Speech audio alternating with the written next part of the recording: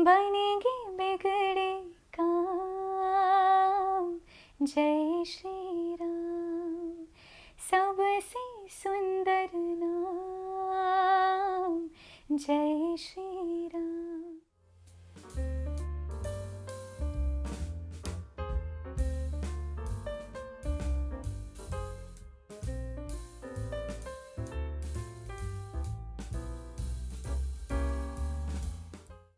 पूरी दुनिया ही राम जी की रंग बिरंगी हुई है।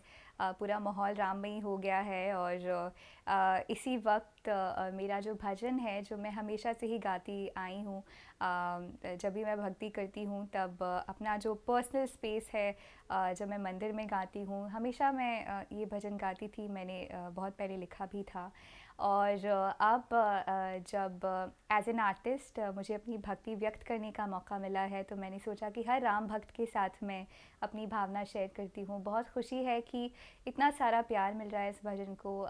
इतने सारे लोग मुझे मैसेजेस कर रहे हैं और कह रहे हैं कि वो इस भजन के साथ रिलेट कर पा रहे हैं, दिन भर सुन रहे हैं, तो बहुत खुशी है। जिस तरह मैंने बताया भजन, हालांकि मैंने पहले भी बहुत सारे गाए हैं। मैं बहुत ही ज़्यादा एक रिलीजियस और स्पिरिचुअल पर्सन हूँ। सब ये बात जानते हैं, लेकिन जिस तरह आपने कहा कि बिल्कुल पूरा जो देश है वो राम रंग में रंगा हुआ है और बहुत सारे लोग अपनी अपनी तरफ से अपनी भक्ति व्यक्त कर रहे हैं। और मैं एज ए सिंगर मैंने सोचा कि मैं भी अपनी भक्ति की जो एक लहर चल रही है उसमें अपना भी एक रंग डालूं।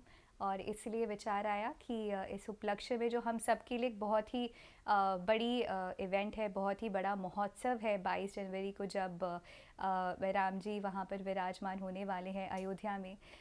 तो इस उपलक्ष्य पर इस राम भजन को रिलीज़ करने का मेरा मकसद यही था कि मैं अपनी जो मन की भावना है वो दूसरे राम भक्तों के साथ भी शेयर कर सकूं। जैसे कि मैंने कहा कि भजन मैंने अभी नहीं लिखा है, कुछ समय पहले लिखा था। और मेरे घर में भी जब भी हम सुबह उठते हैं तब हम बड़ों को राम राम बोलते हैं बजाय गुड मॉर्निंग के। फ़ोन पर भी हेलो के बजाय जब मैं दादाजी दादी जी से बात करती हूँ राम राम बोलते हैं। तो राम जी का जो एक जुड़ाव है मेरे पारिवारिक माहौल से वो बहुत ही ज़्यादा गहरा है।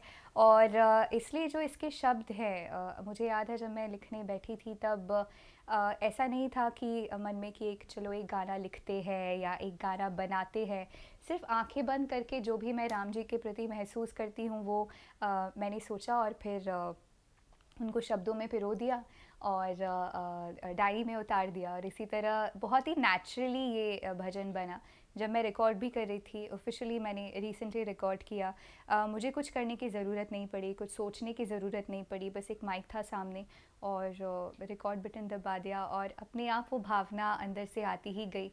तो मेरे लिए ये सिर्फ एक गीत नहीं है, मेरे लिए एक बहुत ही ज़्यादा निजी भावना है जो मैंने इस गाने के माध्यम से प्रकट की है। मैं ज़्यादा तो कुछ इस बारे में बोल नहीं सकती, लेकिन मेरी बहुत इच्छा है अयोध्या जाने की और मैं होपफुली 22 को वहीं पर रहूँगी। मेरे हिसाब से मैं किसी की भावना को या किसी के ओपिनियन को कॉन्ट्राडिक्ट नहीं करना चाहती हूँ, लेकिन मुझे लगता है कि ये जो पर्टिकुलर जगह है, ये इस जगह का ड्यू है राम मंदिर। ये ऐतिहासिक रूप से भी हम सबके लिए एक बहुत ही ज़्यादा सिग्निफिकेंट मोमेंट है, क्योंकि बहुत समय से हमने इंतज़ार किया था कि उस जन्मभूमि का उस भूमि का जो हक है वो उससे मिले। और वहाँ पर राम का ही वास था, राम का ही वास है और राम जी का ही वास होगा। हॉस्पिटल्स हों या दूसरे जो सोशल संस्थान हों वो तो हम पूरे दुनिया में बना ही रहे हैं, वो भी राम जी की ही कृपा है। लेकिन अयोध्या में राम जी का वास होना है ही। और हम आई थिंक इंसानी रूप से बहुत छोटे हैं तय करने के लिए कि कहाँ क्या होगा। अल्टीमेटली राम जी की जहाँ मर्ज़ी होती है वहाँ पर वही होता है। बनेगी बिगड़े काम। जय श्री राम। सबसे सुंदर नाम। जय श्री राम। होए वही जो रचते हैं श्री राम। दो अक्षर में बसते चारों धाम। जय श्री राम, हाँ जय श्री